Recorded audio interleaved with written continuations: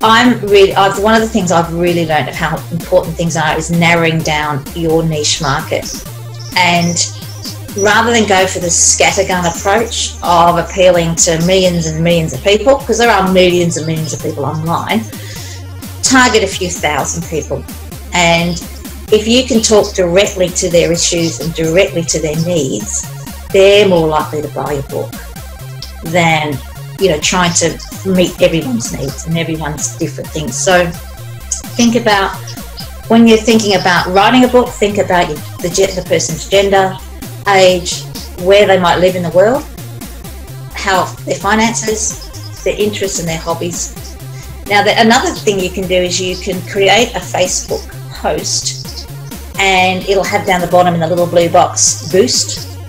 And you can use that to see how many people there are out there who might meet this criteria, because that's exactly what you might say. So are you talking to men or women? What age group are they in? What countries do they live in? You can get this right down to your local town, in your local area. And you don't have to pay, you know, you can actually jump out at that point, and you're not committed to actually paying to boost or advertise on Facebook. But it will give you a figure as it gets narrower and narrower of how many people you're going to be marketing to. Yeah, Fran had a question, actually. What's on your mind, Fran? Sorry. Yes, I was wondering, how do you narrow your niche down? How do you find where to post to, where the people are interested? Again, looking at that Facebook ad process without actually going through and paying for it will give you a really good idea of how many people are around and how many people are interested in what you're doing. You can actually Google and find out, you know, like if you're into images and you like Pinterest or Instagram, you can actually Google, you know, what are the specifics, or who's using Instagram, or, you know, something like that, and there'll be somebody who's done research on it, and they'll come up with I think that most of the people on Pinterest are women. Most of them are aged in the 40s to 55 year age group, and the most common thing I love marketing really shared on Pinterest is recipes for cheese bread. Don't ask me how. That was a year ago. It might have changed since then. And somebody's found that research. And Pinterest and Facebook and Twitter, they will tell you. They will tell you that. They will tell you who's using their product and that. The other thing is to look at hashtags on Twitter. So, you know, when I was researching this, the target market, so I used those sorts of hashtags and looked to see how many people were on there and how I could actually get to know them and get to meet them. So what's your topic, Frances? Who are you writing, or what are you writing about? Usually I'll write anything on from tools that every internet marketer would use, to philosophy about why you should have a home-based business and the pros and cons of network marketing. Excellent, very good. So do you? So what I talk about in a little while is, when you're actually creating and writing your book, is to imagine your perfect reader. So when you talk about those sorts of things, when you talk about network marketing and working from home, do you see a young mum working from home? You know, I'm working with a guy at the moment who's doing senior entrepreneur stuff. So how, you know, and encouraging people after they've retired to develop their own business and to be actively involved.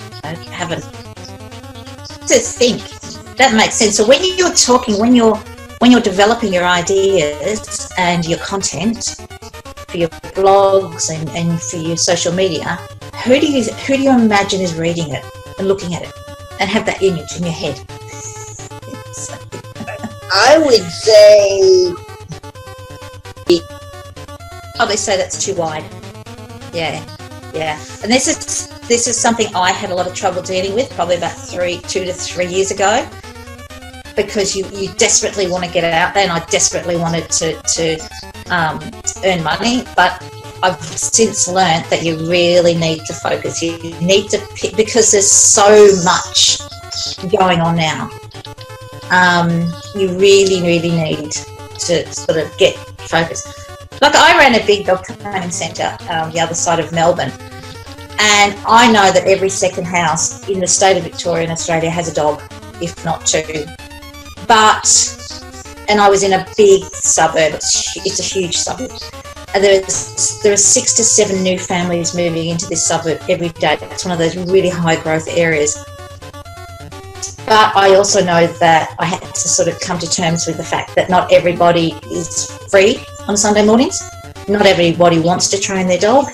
Not everybody understands. You know what I mean? So it's already very well saying there are going to be thousands of dogs available. But once you start, you have your niche market, and they're the people you talk to.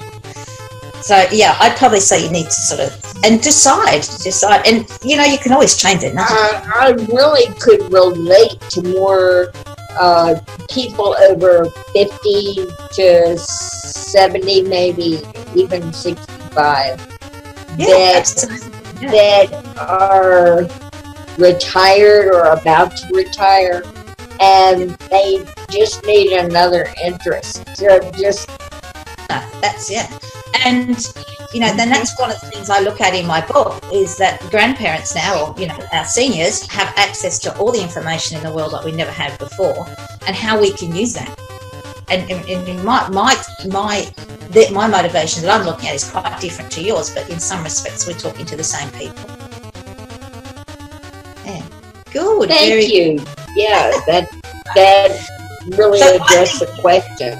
I think it's really important once you decide on a topic, really work on finding the right market, because what that will do is that will make the rest of this process that I want to run through with you today much easier. And you'll have a lot of the challenges and the issues that come up, they won't, because you know exactly who you're talking to. And even if you go and Google an image and find somebody and say, that's my reader, that's it.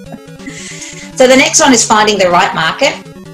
And I've just said here that obviously, and I know I talked about this in our last webinars, don't sell. So when you're talking to your market, instead develop relationships and allow people to get to know you. There's a philosophy, I think it's called Cog's Ladder, and it's about how groups work and how you can get a group of strangers together in one room and you give them a project to do, and how eventually, through a process of different, developments, they become as one. So originally you might have a group of 10 individuals who have got different motivations, different personalities, and how with the right sort of development you can actually get them all focused and all working on one thing. And that's something that does take time. Allow people to get to know you. Obviously we all have privacy issues, and you need to be quite guarded. I suggest you also consider developing a brand or a persona. I know people that just are terrified of using social media because they just, that they feel that it's an invasion of their privacy.